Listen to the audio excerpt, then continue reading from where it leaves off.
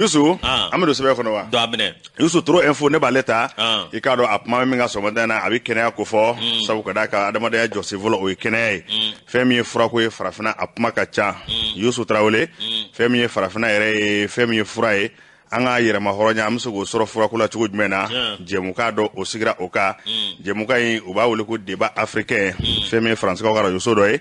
ale jemuka yi sigi mamnu ngume jemuka ina Docteur Oumindao, allez directeur général agence sénégalaise là, et car réglementation et pharmaceutique, au témoigner quoi fait. Michel Amara Sidibé, allez farafina tomba ka ci dengrengene furakola olubela jele me kedenga ka se professeur ale do tintoma ale fray Burkina Kay Yusu ni ala je femini jemuka zeve akra sababu puma chama vora mi woni farafina furako e ayre ma horonya se ga soro la ikaro ni bela jele nyefora ni ala je kedenga femini furako re asublongo be danga mina chama vorala o ngadona na tawla sebe da fataw mana ana la se elimanoma bismillah andon yere fo bismillah wala wando ali bi katibinaja ani ko wuliga jola mi ambi sebenda sebe mi nambata oti dore o ye avocado soir de Bamako bismillah soir de Bamako ale manedo mi anga trésorier ale ko ni wulika joken utkalot le ko nondo minye avocado ka laje ku teke da wareka war mi no biti jo milliard kema flani bi wolom la o minye kado kalugolende bane mi embargo jugo mi no sigira nguna mi alna no fatri baka fola amaka sharia kono o mi sedawo o mawfe mi anga jamana wulika joko ni cha mangera mi kabini embargo wulila mi avocado uyalla je kafo mi mamunu be no sanyo mambe anga jamana ni olu ni nyanje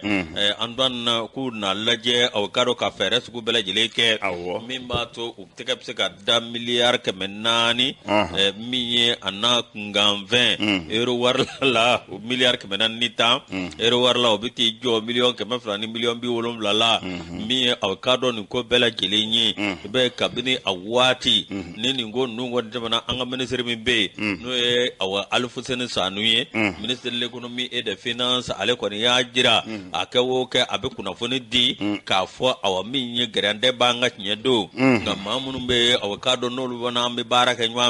o mi ni agrande ngoni mboray unalla ja chugo sugo bela jeli la ka fereke o lubu se ku ka tormonyon abseka latamo ka sra fe chugo mina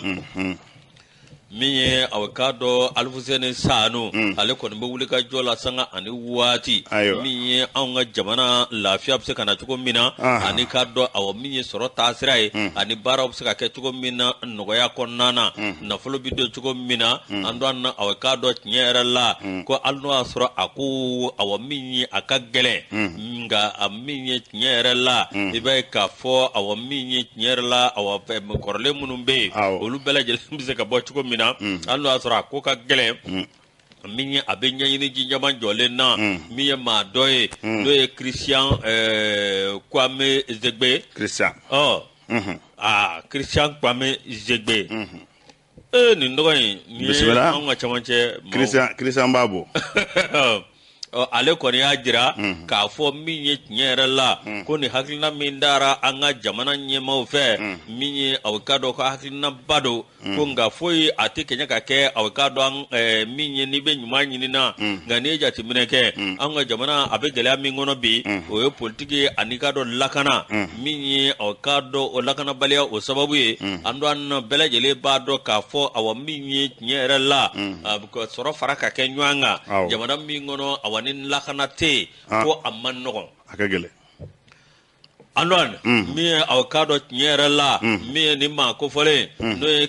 Christian Kwame ale ko ni ajira ka fo ale dalemba la avocado mi nyere la ikado ale ko ni dalemba la ale jigimati ke choko chila mi anga mali bangeu olu segena choko mina manolu be wulika jo mina mi avocado nyere la ibai ka fo ka wulika jo ani sababa obika bebo avocado kabini wati mina ibai ka fo ni embargo jugo no willa ka banguna min aw ka do yiba ye ka fo min anga aw min nyere la bangu ku ko ni ko sugo bela jele ke wa min akra sowe min ba to aw ka do min milliard bisabani jegi anna ku ngamven bisabani saba o min aw ka do an Senegal che marché public marché ka o min aw ka do ko ko ngara soro muro soro e andwan ni go ko bisena min anga bangu olu be ku so ministre min be no Alfred Sanwe ale ko be ki so tugo sugo bela jelela min ba to aw ka do aw nogoya o bina anga soro tasira la tugo mina bashi te yusu ala ka nguna ja amina ne be enquêteur ta enquêteur ale pumambe Mali ane lagene nyanje femi lagene ma nyema e bi colonel Mamadi Doumbouya ale ni Mali ma nyema colonel Assimi Goïta ku tege de nyoma faso abise ga yiri watu bra anga faso fula be ni ya laje kapital gu kono kabe sa 1960 watu jamana fula yi o tege be nyambolo wa bara do fana bolo dambe na be aray ko kofo o aray bara ndo mi fle ko alni transition fly nga bara dana oma e ka do ko bi akumbo ni yalla je femi independence wati modbo Keita ani Ahmed Sékou Touré o tegere nyoma olu me jegulu kono jegulu mi na bi wele ko bloc de lesi uni RSS no bi rusu ko fo olu tege o kuma nyambolo o temeni ngofe femi badian sreni anana jidi sabu kuma dona ruko ko malin lagne e ka do aywa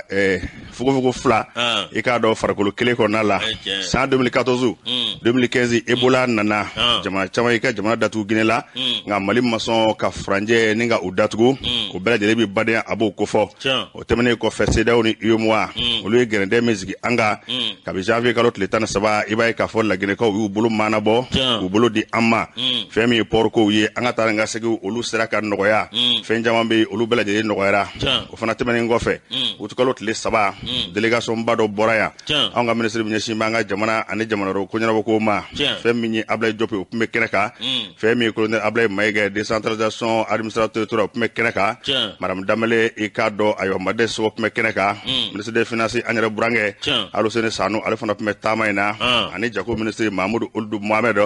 ngafo Mohamed Odo ale fana pume tamaina utara Konakri olu yeru sere Youssou Bunya Bakaru yokoy sabu femi la Guinée re conseil des ministres o sendo na ola opumo keneka ado kama o laje nzebe ko kera kuna wolo baye sabu Mali la Guinée ni ya laje anga sorobe nyombolo kabila wale fukana blabila wako bade yasra o de bala ka sizi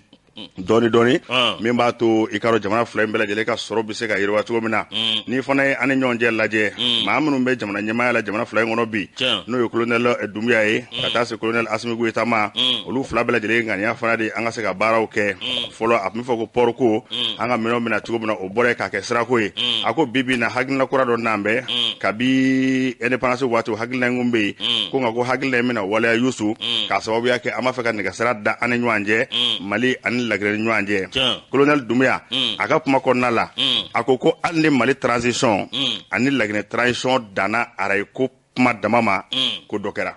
aka walea ay mo refo aya dira ka fo femi Mali lagine anga ndiga de nyoma o de nywana te femi ni an fana ka ayo jamana nyama e colonel Assimi Goïta e kado ale fana e Guinée ko kam ministre do bismillah o kera utukalo tli woro o te dore o Amara Camara e Amara o fana colonel e colonel Amara Camara ministre secrétaire général o ka présidence la e kado ale o bismillah femi ni o kene fana kay Ablaye Diop Kumbe aya o RCV femi colonel Amara Camara ale na le kundoni tie anangu meni lagine ma nyema ka sebenye bari ansara ni yiri wasara mbe Mali an lagine nyanje olu bela jele bi se ka wale atugo mina o fana ni Mali lagine ta ka laje ko bibi na fami alikera sabu gole am ngara kosa ina o kera sababu anga famu ko jagwa de do anga ndegere nyoma fasiri ba ka pumana o fana ni yalla je ni mbara minu nudo ne fleni Mali an lagine nyanje ko ni ngoni mina bara to kulu sinzi kabile independence wati no yere ma horonya watu ye kana bla fo bila Mali lagine asraw jeme asbe ko jeme ko sebe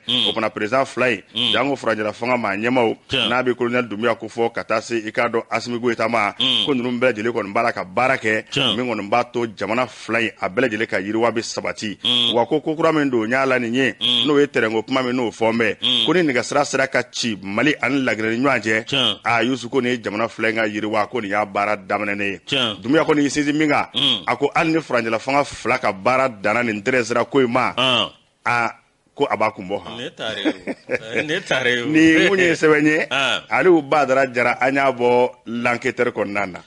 Angleterre ni ale bla indicateur de renouveau ne ba leta mi awkado marché mimbe no ye affaire mi no ba woro ko Paramount mi awa dasele jiri mo de BMC mi a directeur général mi awa naisa njamange ni yoro ko falina awkado kabini bangi awkado abi yoro kroningelina ale na ni bangi ka labo ninga atoko chere fa bela jeli fe ka bangi awkado ka labo ka kulugiriya fuka awkado ka keso ka bangi ka akuna wuli o konnana o ye maminyi o ye babaliba minye ale koni ajara ka fo a jouer kalo tlem gwan ngono to sam ba flani muga ani fla mi e procureur général cour suprême la république awkado ko ye kuna funi boka bi o kuna funi ikado awadorete ko mandat d'arrêt international minye awkado nyera la ale koni ale dabali bana mi awkado nyera la ka akose nyem malikono ani maliko ka kerifa bele jele fe minye ale koni ale limani ale no minye awkado mali bado ka fo mali jamana ye mali awkado ale daleno mali kirila wa daleno mali dum fanana imeni ma ko fale ako awa minye ni makamunu vlane anikado ni wale munu vlane mi na taraka aleni ma sabawara stegere ando anna ale kono mi vo minye awkado alibi ale be mi vo oyede ka fo minye anga jamana ale wulika jo cha mange ale kuye bangi nyemai ngale bangi nyemai ikado awa minye operation fefekera ale abele jele ke bunyani karama kono ngami kado mami B de conseiller spécial président de la transition chargé des audits ale nana wulika jominge ani kado ale nana pammunumvo minyo oya soro ale temeni ko chamange andwan kabina wati mi ale temen ko chamange police judiciaire parquet du tribunal grande instance de la commune 3 chargé de pôle économique et financier andwan awkado nyera la mi ale temeko chamangola ale ye awkadu yale nyini ale chamange ya nyinga papier femfela ale a papier boka di ya nyinga femfela ale a belejele jabi duma ando na awkadu minye nyera la ni jamana mago be warila papier de ke warla mi awkadu ni papier kera warla jamana sango takafo awati ko jamana mago be ni na ko bangi ka bolike warla ando anna awkado ni otidore lagana godo mi ni papier sebena kana di alema ka papier awkado ka fa kera kunini kunne kama ko mumba ale bali ikado ko barake ale barake ladrile andi jeya ko nana minye awkado awati minye awkado minye anga jamana ibay ka fo aw minye ale ko ni ko suko bela jeleke wala sabbe mesi absika kungrota soro chuko mina ga minye awkado na nakane wale mivo ko awkado minye bordoro minu vlene ko aw bordoro de livraison ani kado aw minye war munu nganga sara e kado ko belege do da num bela jelela ga minye awkado babali bay ale ayajira kafo mi awkado kabini bemesi na daele la minye alfa mar konare ko ikado o yedana takadaleka ani premier ministre mbe korom be alaka hinala manden sidibe ikado ani ministre de l'économie awati awkado bukari kone ko numbela jele kone awkado kadana takadaleka alen nakana bangi barake ka bangi ka sangorta dama minye awkado alibi alib mo sirade ka wa me BMS SI ni bara bela jele kono ale ngel ladrile ani tieni faso kanunga o mi ngale kanale toy ni na ale re kone dabali bana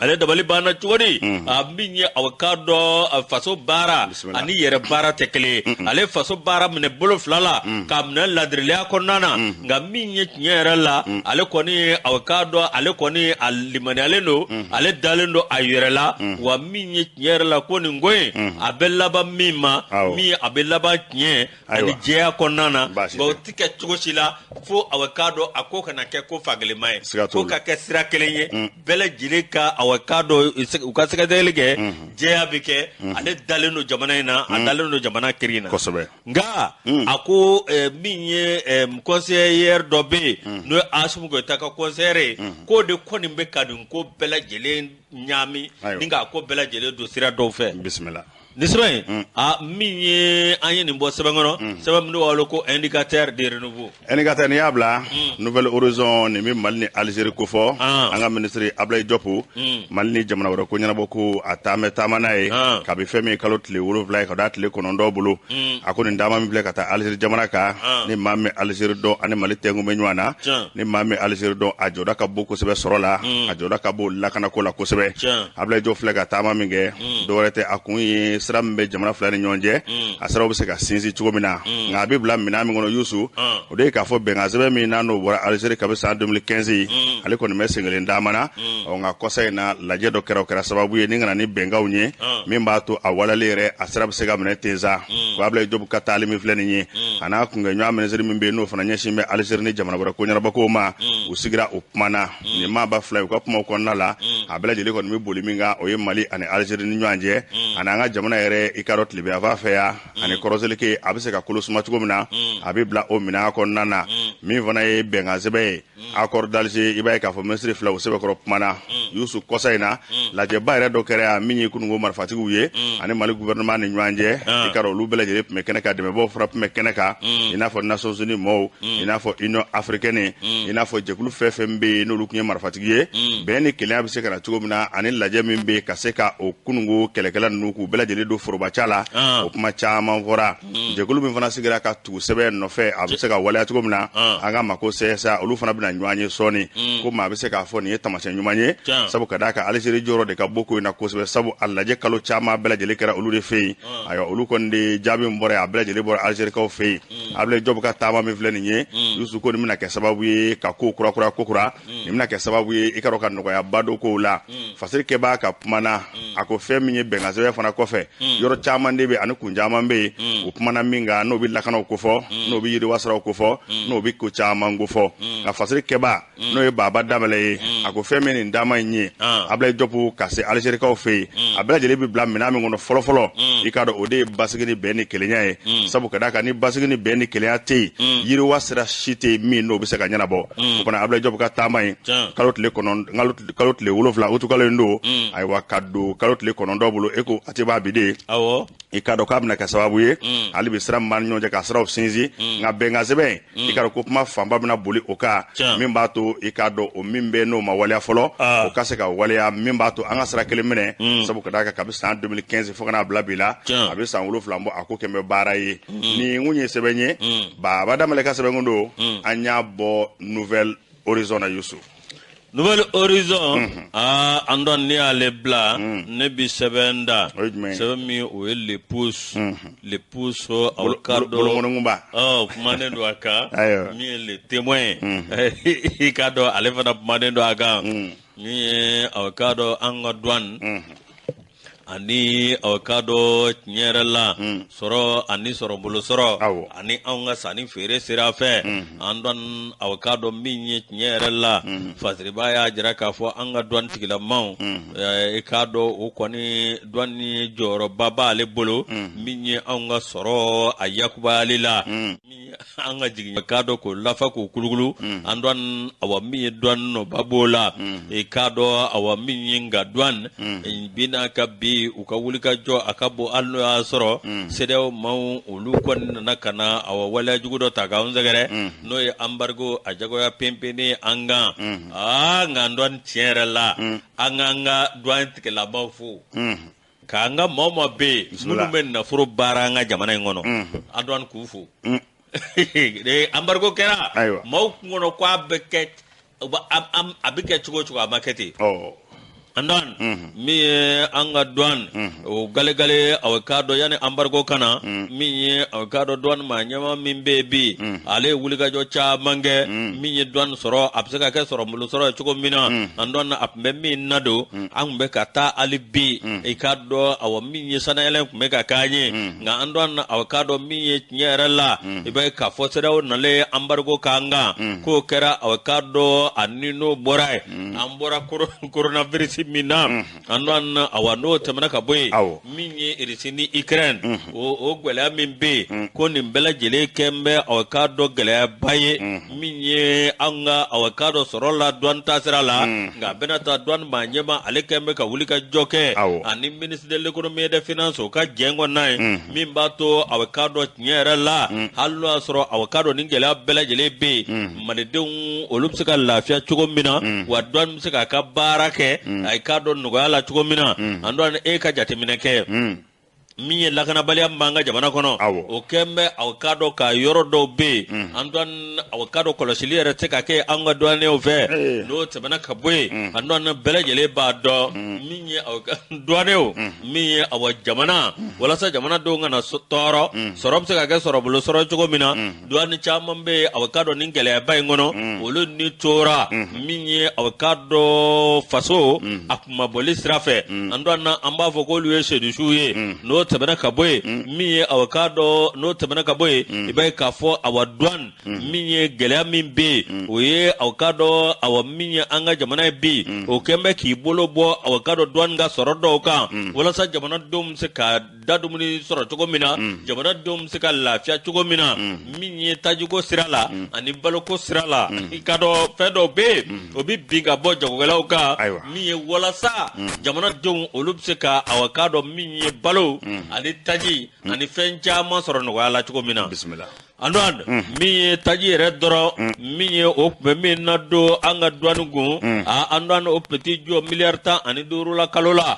na forako awakado ningela be mi bi douane ngone ale mi awakado douane ale be mi soro bi e kado taji sirala 4 milliards flabo atitama milliards flaga ayo nga benata ugalo no ka wulika joke bo awakado minyi mobile kele o medodo etaji sirala million shegi yalma million konondo nga bi kado awamiyo bidodo mina oye awakado wa bi wolomla yalma katase wa big wa kamene wa mugama ayo andwane mieni goyi ibe ka fot nyerala anga awa jamana halibi awakado douane ngone mbeki sego ke douane mbeka kosugo bela jele ke mimbato awa jamana dongana gele ado nga benata minya amadum konate anaka mau a olu ko mbeka kosugo bela jele ke milliard binan wolomla anaku ngamve olubo ko lado jamana ku abenata ni gele ya baimbe andwan upma anyinne do awa miye bela jele fe ali bina awnye jago kelai ni ye fe wara kelai douane ngone mbeka barake mimbato nugabze kana jamana kono chuko mina nga minya awakado ni jawgelao ani jago maflagelao no lumu kono je jamana dunyi andwana abigele o ala ka nguna ja opma awa minye alipi ambele jelenga chesri idwano ik empo afere ekonomiko andwan bele jelegi chesri jamana bi chesri mi ke kana ni nogoya o nogoya fana kan ka ye duguma ferifona ho ala ka nguna ja don nasa andwan jagli amba fuka wali yumando kani baraka tase abdraman jagtema amba fuka wali yumando aywa Oma, tamani fasiri. Yusu fasiri ikaro nega kaya tani kele undana goshimbe. Ana laje anda munu sugula doni. Femi grupu komesi. Ami folibla abla megala. O kakafeni furui. No boraisa. Am soro ka mbuji pharmacie kula vertima. Ay waka folibla yeda. Ire jumana ka jiwli do bla verko. Verko ko mi. Ko mi. Gida. Ka soro ka dugumene. Abara. Ana ta se do marketa fafe. Bema katase ika do professeur Titoma nunye baro de la sigike femi pmawi abole munyato onga yere mahoronya ama soro anga furakola kwa dlombe ko chamana akoni ala je coronavirus kɛra sababu ye ni kana gɛlɛyaw da kɛnɛ kan sabu an ka fɔra ko an donnen kun do maa wɛrɛw la maa min professeur Tinto ka bɔ Burkinakaw fɛ ale ye kuma ta ale y'a jira k'a fɔ n'i ye palu yɛrɛ ta k'a lajɛ n'a bɛ sumaya ko fɔ o fura 100 o 100 95 o de bɔ fan wɛrɛ fɛ 2 walima 3 ɲɔgɔnna o de bɛ dilan anw fɛ yan n'i dun ye farafin lajɛ maa miliyari 1 ko o ye gɛlɛyaba ye nka o dulon bɛ mun na Yusu fɛn min ye maako ye maa a dɔmaya bɛ minnu na ayiwa minanko fana b'a la ka taa se i k'a dɔn hali politiki ko ma n'olu ma ŋaniyabaw ta k'a ko bɛ gɛlɛya fɛn min ye Michel Amala Sidibe ye ale min ONUSIDA maa ɲɛmaakɔrɔ ye ale ye kɛnɛya minisiri kɔrɔ ye an fana fɛ yan ale fana wililen kun do bibi in na ale ye farafina ka kɛlɛya tɔnba o ka ciden ye furako a bɛ se ka sigi sen kan cogo min na o jɛkuluba yɛrɛ o tɔgɔ de bɛ wele ko AMA Michel Sidibe kuma dilen a ma a y'a jira k'a fɔ ko furako ani kɛnɛyako ko ni k'i b'a bila o minɛn dama kɔnɔ k'a tɛ ɲɛ furako f'i k'a lajɛ sugubulonba de la diɲɛ kɔnɔ sugubulon belebeleba de do farafina kan k'i ni yɔrɔ ta min na a ko n'i y'o sugubulon yɛrɛ ta k'a lajɛ min n'a bɛ furako yɛrɛ ɲɛnabɔ i b'a ye k'a fɔ san 2012 ka taa se san 2022 laban ma a kan ka bɔ dollar wari miliyari 19 na ka taa bila dollar wari miliyari 19 a kan ka b'o la ka taa se fo dollar wari miliyari 66 ma san 2022 ban waati a ko n'i y'o lajɛ o musaka ka bɔ kosɛbɛ n'i dun ye farafina ta k'a lajɛ fura min bɛ kɛ anw na yan 100 o 190 o bɛ bɔ kɔfɛ ka na a ko n'i ye nin sugubulon yɛrɛ ta k'a lajɛ farafina de kan ka fɛn bɛɛ lajɛlen kɛ k'i ni yɔrɔ ta nin ko in na sabu san 2021 kɔnɔna la fɛn min ye furako yɛrɛ sugubulon diɲɛ kɔnɔ n'i y'a wariko munumunu ta k'a lajɛ a bɛ t'i jɔ dollar wari a miliyari 1,400 na o bɛɛ lajɛlen kɔnɔna farafina kan ka ko bɛ kɛ ale fana ni yɔrɔ kan ka sɔrɔ o la n'i ye Michel Amala Sidibe ka kumaw lajɛ i b'a ye k'a fɔ o sugubulonba de in kɔnɔna la farafina yɛrɛ ta tɛ kelen bɔ koyi 0,7 n'o bi ayiwa fu ani pɛnbɛ i ka dɔn farafina ta ye o ye o fana farafina a jamanaw de ye ɲɔgɔn faamu sa ka fɛɛrɛ bɛɛ lajɛlen kɛ min kɔni b'a to ayiwa jatew ka fara ɲɔgɔn kan ka na hakilila ɲumanw ye ka walebaw sigi ɲɔgɔn kan min b'a to an ka yɛrɛma hɔrɔnya an bɛ se k'a sɔrɔ an ka furako la cogo min na san 2030 i ka dɔn n'i y'o jatew bɔ i b'a ye k'a fɔ furako yɛrɛ a musaka kan ka se hakɛ ma farafina a bɛ t'i jɔ dollar wari miliyari 300 la o dollar wari miliyari 300 n'a ko bɛɛ lajɛlen sigira sen kan o bɛ kɛ sababu ye maa miliyari 1 olu bɛɛ lajɛlen ka fura sɔrɔ wa maa miliyɔn 16 bɛ se ka baara sɔrɔ o kadara kɔnɔna na Michel Amala Sidibe a ye kumaw sɛbɛkɔrɔ walawala kosɛbɛ a y'a jira k'a fɔ min kɔni ye farafina furako ye dɔɔni faamuyaliw kɛra ama min n'o sigilen filɛ nin ye o de bɛna kɛ sababu ye ka nɔgɔyaba dɔ kow la fɛn min ye docteur Oumy Dawo ye ale ye musolakɛ ka bɔ i ka dɔn Senegalikaw fɛ yen ale kɔni y'a jira k'a fɔ ko ni politikimɔgɔw ma fɛɛrɛ ɲumanw sigi sen kan ka sɔrɔ yiriwa ani ka baarabaw sigi sen kan k'a ko bɛ gɛlɛya kosɛbɛ Michel Amala Sidibe ale bɛ a ka kumaw na a ye ɲɛfɔli caman kɛ an bɛ se k'an ka yɛrɛma hɔrɔnya sɔrɔ furako sira kan cogo min na a da donna o caman na a ko tɛmɛnenw kɔni olu kɔni sɛbɛkɔrɔ gɛlɛyara ko nka ko bi bi in na ŋaniya ɲumanw sigilen don sen kan wulikajɔw bɛ sen na min kɔni b'a to don n'a nataw la a tɛna mɛn bilen farafina ka yɛrɛma hɔrɔnya an bɛ se k'o sɔrɔ furako la cogo min na sabu sugubulonba de don f'an k'a ni yɔrɔ ta min na jɛmukɛ in kɔni i k'a dɔn falefolo kɔnɔna la a jirala k'a fɔ nin bɛna kɛ sababu ye farafina ka sira minɛ sabu dɔɔni a tɛ tɔ to ko la an bɛ se k'an ka yɛrɛma hɔrɔnya sɔrɔ furako la cogo min na Yusu Doro Info an ye nin bɔ ale kɔnɔ bi. An dɔn na furaka min bɔ faransɛfa la ko ka kuma bunne kuma min Emmanuel Macron taara Alassane fɛ yen dɔrɔn ani Alassane fila y'u jɔ ka kuma dɔ fɔ dɔrɔn ko banna. Cogo di? Maa man kɛ yan yanni Alassane ka taa annoncer Côte d'Ivoire yo. Ani Macron mun b'a bali u ka réunion kan u chef d'État dama. A bɛ bɛn sa jamanaw ni ɲɔgɔn cɛ ko ka ca. Italie femme responsable dɔ bɛ yen a ko Faransi de ye farafina n'i y'a ye farafina bɛ ka yiri ka taa olu kan. Ko Faransi de nɔ don u y'an ka sanu an ka nafolo i y'a faamuya bala an ka fɛn fɛn bɛɛ ni nafamafɛn don Faransi de tɛgɛ dalen don a kan wa ko min yɛrɛ ka jugu n'a ye k'o ye CFA ye e m'a mɛn bisimila o y'o fɔ kɔsa in na a gɛlɛyara a n'o na Ala k'an kunnadiya min ye Sirena an b'ale ta min ye Awekado Bugan ani Hoba an don na Awekado nin tɛ dɔwɛrɛ min ye Awekado ka Hoba o man ɲi dɛ Hoba an don min ye Awekado an ka ministre min bɛ n'o ministre de commerce awa min ye ale ni opérateur économique dɔw i k'a dɔn olu de kɔni bɛ ka bɛn bɛn Awekado min ye teriya min ni ɲɔgɔn cɛ i k'a dɔn ka bɛn ta min ye Awekado anw ka jamana min ye Awekado ministre yɛrɛ ale ni opérateur économique dɔw de tɛgɛ bɛ ɲɔgɔn bolo an don ni gɛlɛya bɛ tiɲɛ don tiɲɛ gɛlɛya la nka min ye gɛlɛya fanba yɛrɛ an yɛrɛ maliden damaw ye yan dɛ n'o na aw k'a dɔn min ye commerçant caman bɛ yen min ye olu kɔni aw k'a dɔn min ye olu y'a jira k'a fɔ ministre min bɛ yen bi ko ministre k'a ka démissionner a ka walan bila k'a sababu kɛ mun ye an dɔn a jɔyɔrɔ man k'olu fa aw k'a dɔn a kan ka baara minnu kɛ min ye a ka ministre so la ani i k'a dɔn faso baara sira la an dɔn aw k'a dɔn nin kɔni ye fɛn ye ministre aw k'a dɔn tiɲɛ yɛrɛ la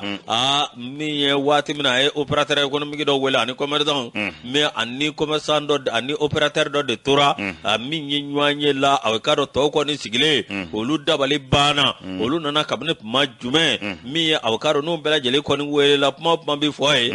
i k'a dɔn kuma kan ka fɔ bɛɛ lajɛlen ɲɛna nka ka maa dɔ wele e n'olu ka t'u sigi an dɔ na aw k'a dɔn min ye bɛɛ lajɛlen kɔni bɛ ka kɔnɔli kɛ ko nin bɛɛ lajɛlen de ye sira ye sira min kan ka to aw k'a dɔn ministre ale kan ka aw k'a dɔn walan sɛbɛ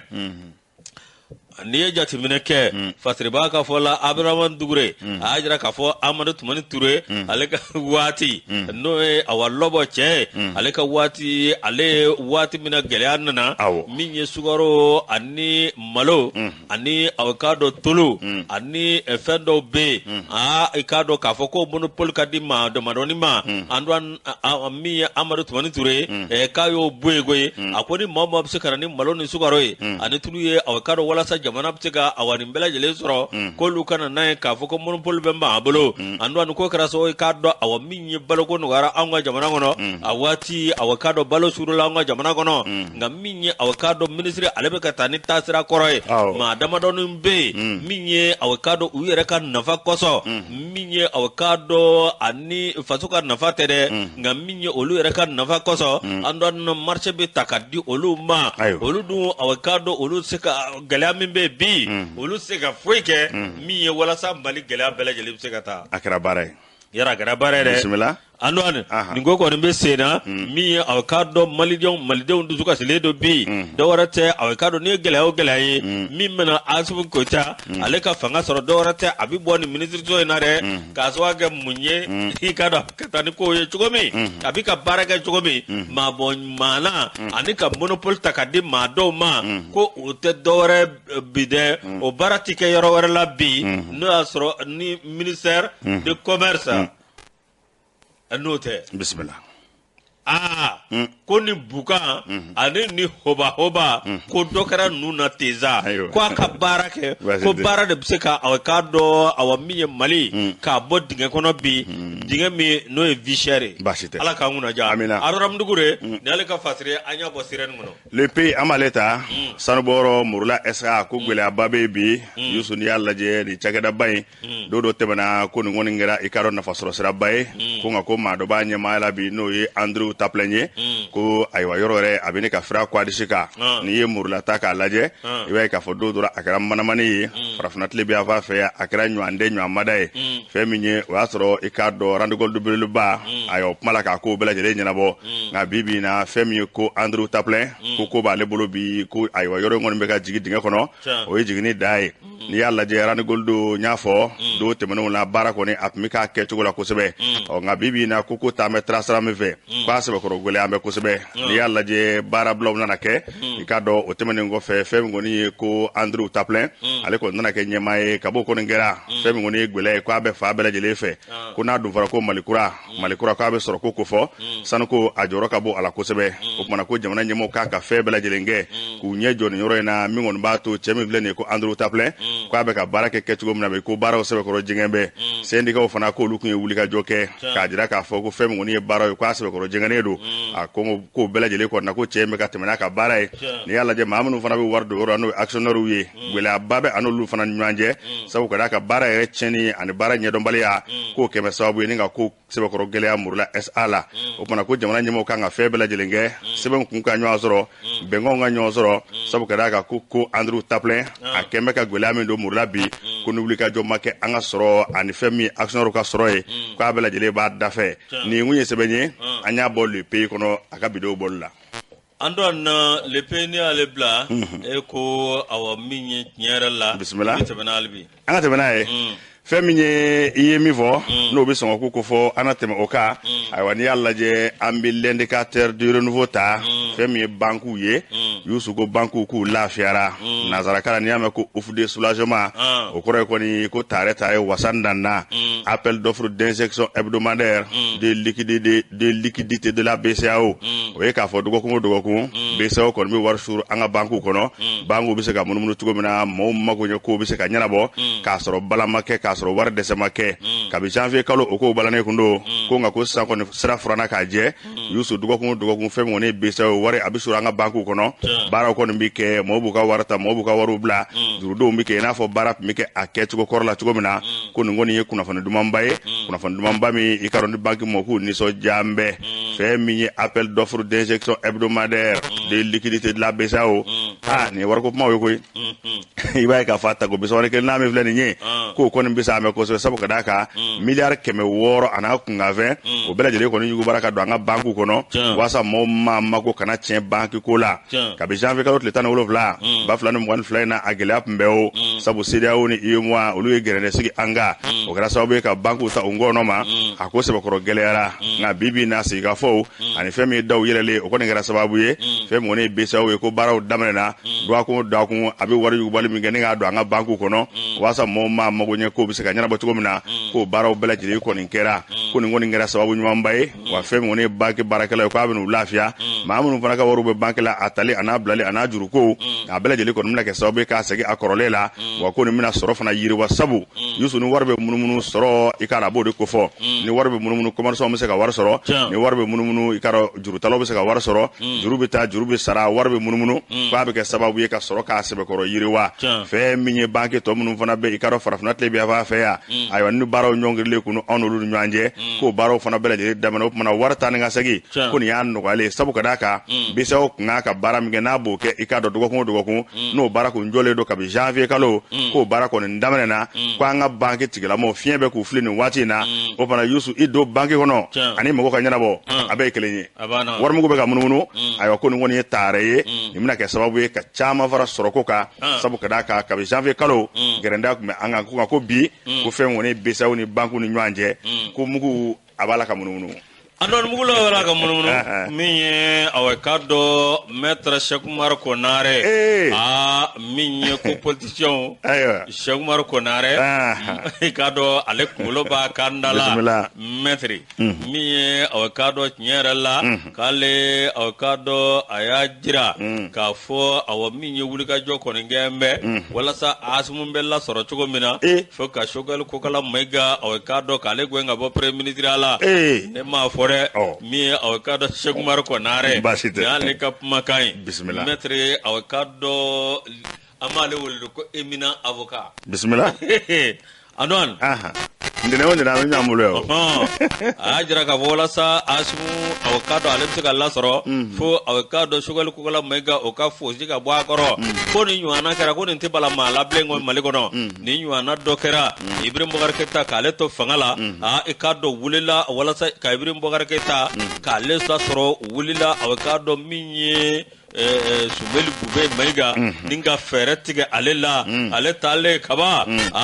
miye avocado Ibrahim Boubacar Keita ale boakena kafia ala katine Ibrahim Boubacar Keita era bismillah adon mi avocado nyerla ngo mi vene mi wulika jo keledo fa bela jele keledo manganye mi avocado sugal kugala mega fa ka démissionner avocado jakulu do fana be olu sigira mi avocado awami ani jakulu urabe no parti politique do cadre d'échange des partis politiques kana fara ademaka ko numbela jele kembe ka wulika jo kebbi mi sugal kugala mega ka kata ninga bwe mi avocado ko nimbela jele maître Konare ka fola ikado awami nimbela jele ti dore ikado wala sa awami ko bse ka lateme kala filin na ta chugo mina mi avocado ni mi flene mi sugal ko kala mega ikado kale wele dobla akapuma do konana ka mi parti politique do ani jamana deun ku ka laje mi u ka yele madu kola mi ikado wala sa masu kura werew ulubse ka awado anga politique sirafe ninga awakado politique ka bama elema mi awakado ka nyeda kura dama aywa anon ne bɛ min fɔ Mali tɛ politique maaw u ka bɛn u k'u tɛgɛ di ɲɔgɔn ma ayiwa mais min dabali ba bɛ na n ye Masire Job ka kuma ye débat di dimanche la kunu an do kuna sini ne sigilen tiɲɛ yɛrɛ la n sɔn n'a ka kuma ma cɛkɔrɔbaw olu ka t'u fara ɲɔgɔn kan yanni an ka kɛ Maliko kɛlɛ ye kadiribaw yanni an ka kɛ Maliko kɛlɛ ye Mali bɛ se ka taa ɲɛ cogo min Mali b'a to an bɛ se ka bɔ nin gɛlɛya kɔnɔ nka bi olu ti dɔwɛrɛ la jɔyɔrɔ ko kɛlɛ kɔ mais a bɛɛ ci nin bɛɛ lajɛlen da kelen kelen b'a fɔ ko nkɔyɔ de Yusu a bɛ san dan bɔ micro la yan ne bɛ to ka kuma dɔ fɛ yen n ko n ka lakɔlikaramɔgɔ dɔ y'a fɔ n ye ka n ka dɔgɔ wa kuma in ye tiɲɛ ye fɔ bi fɔ sini a ko tubabukan na ko la politique ne ressemble qu'à elle-même a banna ko politique kana ni foyi da ɲɔgɔn kɔrɔ kana ni foyi sanga ko a n'a yɛrɛ de ye kelen ye a banna amaba ayiwa Yusu Ala k'an kunna diya waati koro mɛ ne bɛ sɛbɛn laban da ka bɔ l'indépendant kɔnɔ an ka taa fɔ Tanzanie n na kɛ Baba Jara Soma dɔ ye Tanzanikaw fɛ yen ko nin ye cɛ dɔ ye cɛ in dɔ a ye ko Sayidi Nsosi nin ka dumuni ko Yusu k'a gɛlɛya an bɛ sabu ka da ka nin Tanzanika ye diɲɛ don o don malo kilo 2 de bɛ to ka d'a ma ka ba kelen fa ka k'a la kelen b'a bɛɛ dun ba kelen Ala k'o ɲɛsin an ka jamana i b'o kɛ malo kilo 2 la fasirikɛla ko a ko nin Tanzanika ye i k'a dɔn a to a ye diɲɛ minɛ fɛn min kɔni ye kunnafonidilaw kɔni bɛ ka girin a ka fa bɛɛ lajɛlen fɛ a kɛra sababu ye a yɛrɛ furumuso o k'ale tɛna furu ɲɛ sabu ka d'a kan ayiwa maa muga bɛ dumuni kelen min dun n'a fɔra k'ale kelen k'o tobi k'o di maa kelen ma k'a bɛ gɛlɛya e ko muso ma taa de Sayidi Nsosi a b'a kelen na nin waati in na fɛn min ye ɲɔgɔndan dɔ nana kɛ dumunikɛ ɲɔgɔndan a wulila k'i jɔ n'o jɔnjɔn ye o k'o ma ko tɔnge ɲama o kɛra o kɛ yɔrɔ min na o bɛ morogoro kofɔ a bɛ Tanzanie jamana kofɔ a ko n'i y'a ta k'a lajɛ o don kama u bɛ i k'a dɔn dumuni dɔ dilan ayiwa ni jɛgɛ ye n'u b'a fɔ a ma ko tourte de poisson i k'a dɔn k'a kelen y'o 40 dun ka tila ka wuli k'i jɔ i k'a dɔn miniti 20 kɔnɔna na fɛn min ye kunnafonidilaw sera a ma u selen a ma min kɛ i k'a dɔn u y'a ɲininka a y'a jira k'a fɔ k'ale yɛrɛ t'a dɔn nin ye fɛn min ye ko don dɔ la i k'a dɔn ale bɛ dumuni kɛ kojugu k'ale taara dɔgɔtɔrɔ dɔ fɛ yen ko dɔgɔtɔrɔ in ko i k'a dɔn ko dɔwɛrɛ tɛ ko bɛɛ lajɛlen n'i farikolo cogo don k'a furu de ka bon gros estomac k'a furu ayi yɛrɛ bɛ taa kulo dumuni bɛ taa furu yɛrɛ min na dɛ k'o de ka bon ka dama tɛmɛ wa ko o bɛ mɔnɔ bɔ n'i kɔni bɛ dumuni k'a kɔnɔ a bɛ mɔnɔ bɔ ka taa fɛ ko dɔgɔtɔrɔ y'o fɔ ale ye ale kɔni bɛ wuli ka jɔ la n'a kɔni ye dumuni fitinin dun kɔngɔ b'i n'a fɔ a k'a fa n'a ye dumuni caman dun a bɛ lafiya wa nazara ko ma ko digestion ni dumuni bayɛlɛmana kɔngɔ bɛ tila ka na fasirikɛbaa ko a ko n'i ye nin ko in da k'a lajɛ nin ko nin gɛn bɛ baara ye bi sabu ka d'a kan a bɛɛ lajɛlen kɔni bɛ ka girin a kan n k'a ma ko Sayidi Nsosi a ko n'i y'a lajɛ ale nɔ tɛ nin ko in ye ale yɛrɛ kɔni a na kɛ n'ale farikolo damɛ ni nin ye sabu ka d'a kan ale yɛrɛ taara dɔgɔtɔrɔso la min fɔra ale ye o de ye nin ye ko ale furumuso kɔni furumuso in ka d'a ye ko nka furumuso ye minɛnw jɛ ko ale tɛ se ka furu ɲɛ ko n'a tɛ ɲɛ min kɔ a laban na ko ye ko ɲɔnɛ ale bɛ dumuni min dun ale nɔ tɛ ko a na kɛ ni nin ale dacogo ye a ko n'i y'a ta k'a lajɛ fɛn min ye muso yɛrɛ muso kaba daminɛ k'a kun di ale tɔɔrɔ sabu a daminɛ a tun bɛ min kɛ i y'o dɔn wa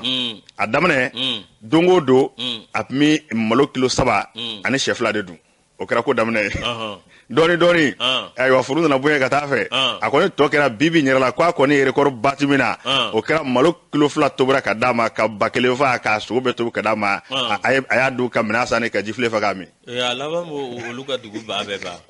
donc o de ba kelen Sayidi Nsosi a kɔni bɛ nin danga la nin waati in na ayiwa ko yalima dɔgɔtɔrɔ na fɛɛrɛ kɛ opération bɛ se ka kɛ walima i k'a dɔn wulikajɔ bɛ se ka kɛ cogo min na ayiwa ka cɛ ye ni ka furu dalabɛn ayiwa k'o bɛɛ lajɛlen kɔni ye ɲininkali fɔlɔ ayiwa Afrique maaw afrique.com olu kɔni ye sɛbɛn fasiri an y'a bɔ l'indépendant kɔnɔ Yusu n kɔrɔkɛ dɔ fana bɛ yen ale bɛ Dubaï nin waati in na n t'a dɔn n'a nana Musa Araki Jalo an b'a wele ko Musa Jala n'a bonyana e kɔrɔkɛ awɔ ale fana bɛ bulukara 3 ni sɛ 2 n'a naji i kɔrɔkɛ ma ko Musa Jala n kɔrɔkɛ dɔ de a bɛ dɔn do n kɔrɔkɛ dɔ bɛ yen ko Buwa bɛɛ b'a wele ko Petit Buwa a bɛ san 60 ɲɔgɔn na la awo hali bi mɔgɔ b'a wele ko petit bois awɔ an yɛrɛ don an ka ministre ya la akai kanu bɛ fɔ sa